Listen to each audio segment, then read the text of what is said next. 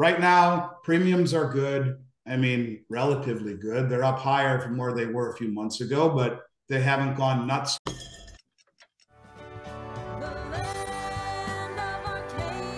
Well, hello there, my friends. Chris Marcus here with you for Arcadia Economics. And it's Tuesday again, which means it is time for this week's Physical Silver Report, where Andy Schectman of Miles Franklin checks in to update us on what's going on the retail level of the silver market. And we usually dig into some of the economic developments going on as well. So, Andy, pleasure to have you back here today. And how are you doing, my friend? It's good to see you, Chris. I'm doing well, buddy. Thank you. Hope you are too. Good to be back. Well, I'm doing all right here. And in the past week, well, we did have a Fed meeting, amongst other things, that took place, labor report on Friday. And guess just to start there, any particular reaction from customers getting closer to the end of the Fed rate hikes? I think some people were expecting a more overt pivot. Maybe that they mean the pause, where I didn't think Powell was going to come out and say, all right, we're done, we're getting ready to cut, which he didn't. Interesting reaction later in the day when the markets opened back up.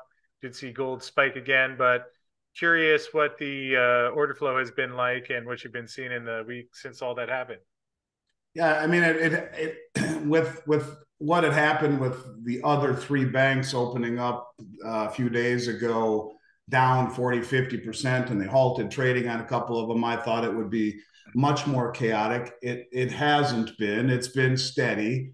And again, kind of like what we talked about last week, a lot of people have a very short memory.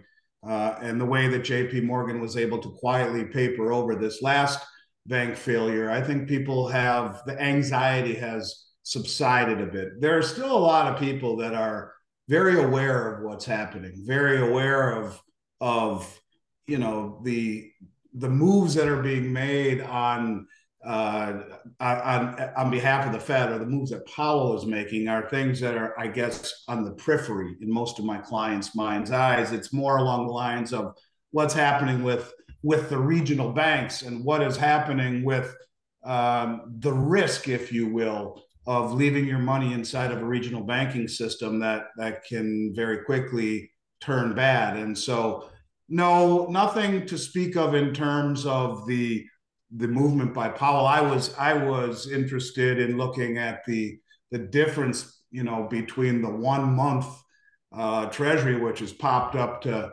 5%, and I think the 2 month was somewhere around 3.5, if I'm not mistaken, last I looked. But so people are more comfortable lending money for 1 month to the federal government than they are for 2 months, which is really an indictment, I guess, of where people think things are going to go in the very near term with the U.S. government. When you talk about inversion, look at the difference between the 1 month and the 2 year. It becomes crazy. And so I think that there is a lot of anxiety surrounding the debt ceiling. And, will the Fed default? The credit default swaps that are on the other side of the Treasury market are signaling that the sophisticated traders indeed believe there will be a default. Now, not a traditional default, but more of a technical default where they may be late on their payments. They have a printing press. They'll print their way out. But I think that when you look at how high up the credit default swaps have spiked recently as it pertains to Treasury market, yeah, I mean, big money thinks that there's going to be a default, a technical default, one that will rattle the markets for sure. And you have Janet Yellen coming out and saying if that happens, a whole bunch of banks are going to fail. So, there's a lot going on under the surface where the Federal Reserve is lending FDIC $174 billion. Don't tell anyone. That's very hush hush.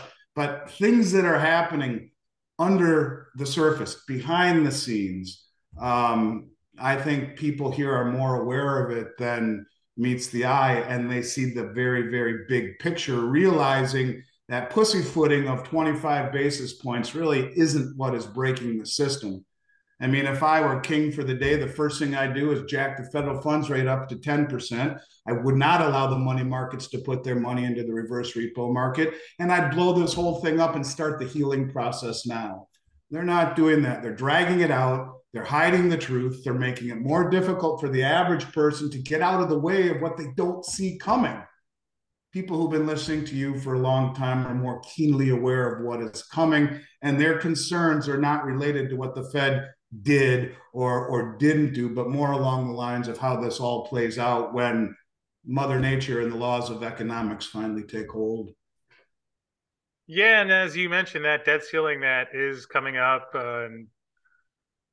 reminds me a bit of what we saw back in 2011 when ended up with S&P downgrading the U.S. as that one was a bit of a debacle. We saw the gold price spike in response back then. I'm not sure that's entirely why the gold price is spiking now. I mean, there's a lot of other issues going on yet. Going to be interesting to see. Although, I guess at what point do you think it matters, this ever-growing debt load, that you have the debt ceiling here to theoretically keep that in check? Kind of defeats the purpose when every time you come up against it, it just gets raised. How long do you think that actually goes on for? I know there's no easy answer to that question. I think that in and of itself is a complete and total joke. First of all, let's just talk about what they did for those people who don't remember. The last time Janet Yellen had to enact desperate measures to raise the debt ceiling, she borrowed from the Civil Servants Retirement Fund, the Disabled Veterans Retirement Fund, and the Postal Workers Retirement Fund. And the next article that I saw in Yahoo Finance, after struggling to find what those desperate measures were, couldn't find them anywhere but Yahoo Finance, was that we had voted to give the Ukraine another $5 billion after we are stealing from people who have dedicated their lives to civil service. It's an abomination. I think that when you look at the debt that we have, this $31 trillion debt that everyone focuses on, that ignores the $77 trillion IOU that is Social Security that Reuters tells us will be bankrupt in 7 or 8 years. That ignores Medicare, Medicaid, and government military pensions, all of which exceed $100+ trillion. You're talking $31 trillion debt's a bunch of horseshit.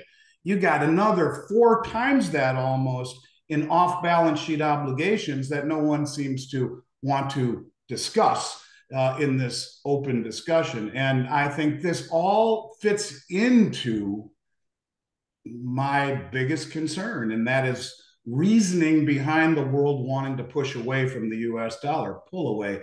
You know, it's one thing to weaponize the dollar, and that in and of itself really incentivize people to hurry up and move away from the dollar. But when you look and see what we're doing inside the country with brain dead monetary and fiscal policy, a country that is effectively insolvent, a country whose largest asset is student debt, a country where how many people rely upon Social Security, and it's insolvent with $77 trillion in IOUs. 77 trillion. Let's not forget, a trillion seconds ago was 31,688 years ago. It ain't going to be there when you need it. And if it is, it'll be filled with a bunch of worthless, watered down, inflated paper dollars. And that's the part that's so frustrating to me, Chris. I mean, I could sit down with a couple of beers and sit and talk this stuff with you all day long, and it would resonate. And we could have a back and forth, even if we didn't agree with each other. We could have a very vibrant discussion talking about things that are factually based. Yes, we could try to extrapolate where we think it's going based upon these facts, but that's lacking in this country. You know, offline, you and I were talking about how divisive the country is, how everyone's angry at each other, how you're defined by, you know, who you voted for in the last election, where everyone's fighting and not agreeing with each other. But that is not good. I mean, that's really not good, because that's what makes it so hard for you and I to have these discussions with people who are outside this community of hard asset, sound money, Austrian economic thinking, tinfoil hat wearing people like you and I. And everyone else out there, they just don't see what's coming. It's like getting in a batter's box with Randy Johnson with blindfold on. You know, do you want to stand in front of that fastball and not know what's coming? or do you want to see it and be able to get out of the way? And the first thing people have to do is pull off the blinder. And more and more people are, but certainly not enough of them, because everyone focuses on the debt ceiling. Everyone focuses on how that pertains to the $31 trillion debt that we keep abusing and going higher and higher and higher. Okay, fine. Get rid of the debt ceiling. Stop bringing attention to the fact that we can't manage our budget. But let's talk about the bigger problem. How about all these other obligations that really affect the people in this country the most? Medicare, Medicaid, Social Security, and pensions. In that money that we gave to the Ukraine, we gave them $1.75 trillion for pensions for the Ukrainian government, when there's a $1.75 trillion shortfall in pensions in this country. The things that are being done are ridiculous. They're crazy. And I think that there's just a lot to be concerned about right now. Largely, also, the lack of real information that we're given. Here again, focusing on a small piece of the problem, not the whole problem itself. Yes, it would be great to balance the budget. Yes, it would be great to address Social Security and Medicaid and Medicare. Yes, it would be great, but we need to stop wastefully spending money and doing things that we shouldn't be doing. Largely like being involved in a war in the Ukraine that is bringing us down a road that could lead us to World War III, God forbid, or along the way destroy the value of the dollar more and more and more and more, until the rest of the world says we're done. We're no longer taking dollars for our oil or for our party favors or for anything else. And yes, there are a lot of people who think we're a long ways away from there. I don't. I think we're getting much closer, based upon the rapid cohesion of what amounts to north of 80% of human population moving away from the dollar, little by little by little by little, and it's happening. So, yeah, I know that was more than you bargained for when you asked me my thought about what happened with the debt and how far it can go. I just think it's all part of a bigger piece. You can't just talk about one piece of the puzzle without looking at the whole piece. And that's why I'm a big fan of macroeconomics and less microeconomics. I look for the forest, not the rattling leaves on the trees. And I think we're at a point in time right now where microeconomics will lead you down a pathway. You'll just never see the big picture. You need to take a step back and see what the problem is. And that is of a dollar that is in very big trouble. And what happens when the dollar is no longer really desired and or accepted globally, especially as it pertains to oil. What does that mean? Why is it so important to understand that? And the ramifications, if it happens, what does it do to our portfolio? These, to me, are the only questions that matter, and have for quite some time. But as is the case with everything that I've talked about my whole career, it just takes longer to happen. But if you base it upon mathematics, it will happen. And mathematics, logic, and economics always have a way of prevailing. And I think in this case, it will, much to my chagrin. I don't think it will be something I'll take any joy in saying, see, I told you so. I just hope people get a little bit of insight here, enough to make them be inquisitive, to start digging into this and looking at it and realizing that, hey, if this happens, you better not be all invested in dollars, or you will be a victim. Yeah, well, I know what you mean. And certainly the quantitative easing era makes it, I think, more difficult for people to see, because I don't know, I wonder if the last decade or so, when people kept talking about the robust economy and how strong it was, well, we're seeing now what happens when you take the printed money away. And so was that really a recovery, or was that just the effects of the credit expansion? I mean, now we have oil is going lower, even though it's in backwardation. Warren Buffett was out this morning talking about, or I guess over the weekend, inventories are building up. He's concerned about what he's seeing out there. And I mean, you just see the signs of things building, which I think people are starting to recognize more and more, and it's starting to get out there. I guess you're seeing it to some degree in the stock market, but we shall see how that progresses forward. Although, on contrary to that, one of the places where they continue to turn more to gold, we had some news out in the last 2 days. I don't know if you saw Monday's report with Vince Lancy or caught the news, but China basically allowing their citizens to link savings account to a gold buying account really making it a lot easier for people to be invested in gold there. And was curious if you caught that and had any thoughts on that. I mean, and they're continuing to buy it hand over fist. You know, it's interesting. Alistair McLeod, I haven't seen that exact article. I did see that they added for like the 6th month in a row, and they're continuing to add to their stockpile. I did see that, and you know, Alistair McLeod for a while has surmised that China has 38,000 tons of gold, 18 by the people and 20 by the state. This is a country that produces and accumulates more than anyone, and is very private about the way that they release their figures. I think it's very interesting. I think it is a country that realizes that the way that you become wealthy, the way that you have independence, is in holding gold. There's an old saying, "He who has the gold makes the rules." So, yeah, I think it's very enlightening. And when Russia removes the VAT tax, allowing their citizens to buy gold 20% cheaper than they ever could, China linking it and promoting it and prodding their citizens to accumulate it. The rest of the world understands the significance of gold because the rest of the world understands valuations, where people in this country only understand dollars, but everyone else has to convert to dollars first in order to buy certain things. And they understand what it means. They understand more than we do the exorbitant privilege that you would think we would be doing everything we could to protect, of being the world reserve currency. And so, yeah, it doesn't surprise me one bit. And it's equally as interesting that you're seeing a lot of the states in the United States do the same thing, not so much link it to a savings account, but in essence, alerting their citizens to the importance of owning gold, their constituents. All these red states that are allowing gold and silver to be legal tender, I think we are seeing, as they say, history doesn't always repeat, but it rhymes.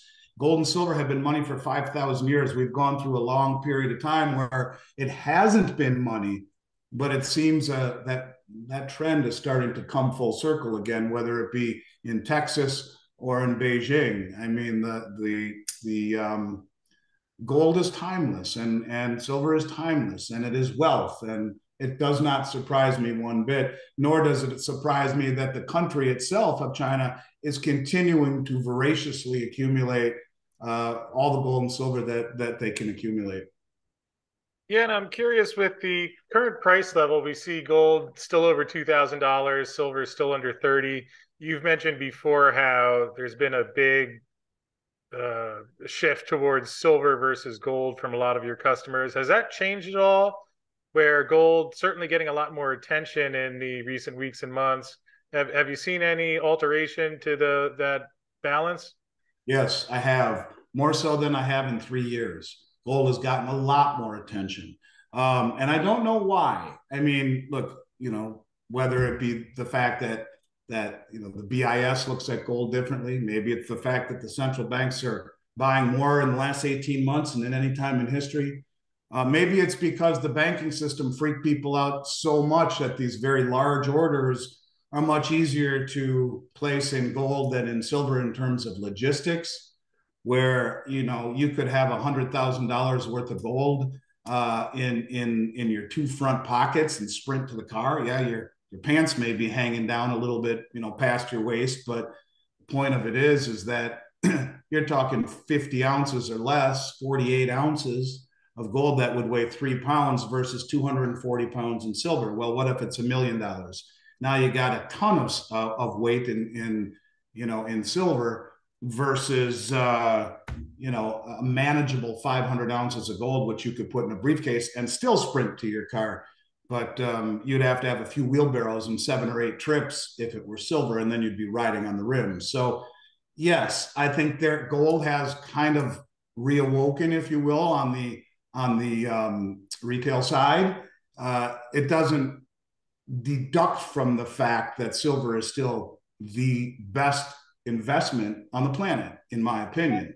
And there are very few things that you can find that tick all the boxes. Depletion in geologic terms, in terms of its mining ratio, increase in demand in terms of its industrial applications, a huge swath of demand globally in monetary applications, and you know, the demand and price half of its all-time high. So yeah, silver is, in my opinion, still the best place to be, and most people understand that. Very few people are only buying gold. They'll buy both. I would still say silver is outpacing gold sales 2 to 1 or better, maybe 3 to 1.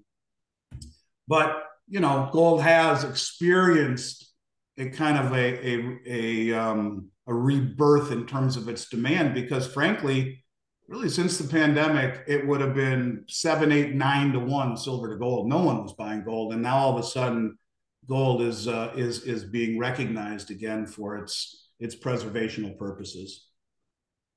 Well, it makes sense, especially with a lot of the attention and certainly crossing that $2,000 level. And I continue to wonder what we'll see happen when silver gets over $30. If we get some similar demand going into the silver side. I mean, I guess you're saying it already has been the case a lot, but perhaps a bit of a spark there. And we shall see in due time. Although, Andy, before we wrap up, any changes in premiums and product availability on the silver or gold side of note that people should be aware of this week? No, right now we're going to keep everything pretty much status quo. I mean, look, until something happens that wakes up the public. Look, here's the bottom line. The smart money is front running. Look, the last 2 months, Chris, you have 230 million ounces in exchange for physical that was sent from the COMEX to the LBMA in what should normally be a very big delivery month here. They made it hush hush. You had 230 million ounces were delivered off the LBMA in exchange for physical. Big money is continuing to front run this, and there will come a time, you know, where people wake up to some really crazy thing, and everyone in the mainstream is going to run to gold and silver, and that's how fast everything that is status quo becomes changed in a blink of an eye. Right now, it's, I guess you could call it a kind of the quiet before the storm. We had quiet from the beginning, really from the end of Thanksgiving to first month of the new year, and it was quiet. And then we had the banks fail, and it got insane. Now it's quieted down a little bit. It's still busy. People are still trying to, those that are really still trying to get out of the banking system are awakened to this. But there's going to come a time when everything just goes parabolic. People need to understand it's very important to develop your core position before you start to time the market. Right now, premiums are good. I mean, relatively good. They're up higher from where they were a few months ago, but they haven't gone nuts like I would have expected. Availability is decent on most things and in stock.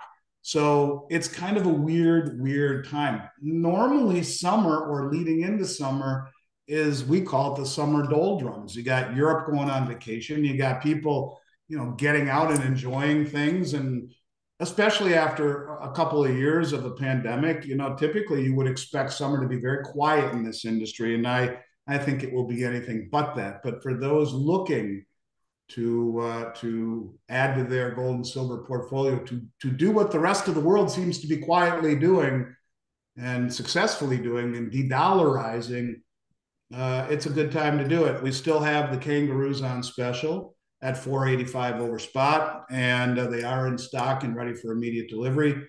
So we'll keep doing the best we can to provide product, and our website is done.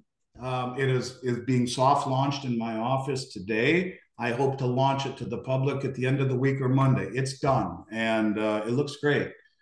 I'll just leave it at that, where the light is at the end of the tunnel. So, but as far as premiums and price, yeah, nothing really to report substantive from last week. It's decent. Availability is decent. And kangaroos 2023s in stock, 485 over. There are other things that are less money, but for a sovereign issued coin, realizing that a lot of these states, the verbiage that they are using for being legal tender in the state for all debts, public and private. Most of the states, the law reads any sovereign minted coin, so past or present. So getting some of these coins instead of rounds or bars, not a bad idea if you believe that, especially if you're in some of these states, that that the trend continues here to move to allowing people, just like they're doing in China, to accumulate gold and silver for legitimate purposes. Well, appreciate that. Appreciate everything you shared today, and good to get an update of what is happening out there, and not just on the product level, but also with some of the macroeconomic factors at play. So people do have questions, they can find out more at Arcadia at milesfranklin.com. And Andy, thanks for joining me again today, and we'll look forward to checking back in with you again next Tuesday. Pleasure is mine, my friend. You stay well. Look forward to it. Talk to you soon. Well, thank you, Andy, as always, for this week's update. Great to see how things are coming along in the physical level of the silver market. Hope you found that helpful at home. And before we wrap up tonight, would like to thank BlackRock Silver, who brought us tonight's episode. BlackRock did recently announce that they had some results from their joint venture with Tirlac Resources, who has been doing the drilling for the lithium mineralization that BlackRock discovered on its project recently. And the first round of results came back with all drill holes intersecting grades in excess of 1,000 parts per million of lithium. All the drill holes intersected broad zones of lithium mineralization in excess of 400 parts per million, each having intervals greater than 1,000 parts per million, including the highest grade one, which came in at 1460. The longest lithium intercept for the 5 holes is 146.6 feet, 44.7 meters. The highest grade for an included intercept is 1,196 parts per million over 10.2 meters, including 1460 over 2.7 meters. They have assays for 6 remaining drill holes pending, and they are expecting a maiden resource estimate later on in 2023. So congratulations to BlackRock on that news. And fortunately, I was able to catch up with Andrew Pollard, the CEO of BlackRock, who talked a little bit more about the details of that project. And to find out more about that, that video is coming your way now.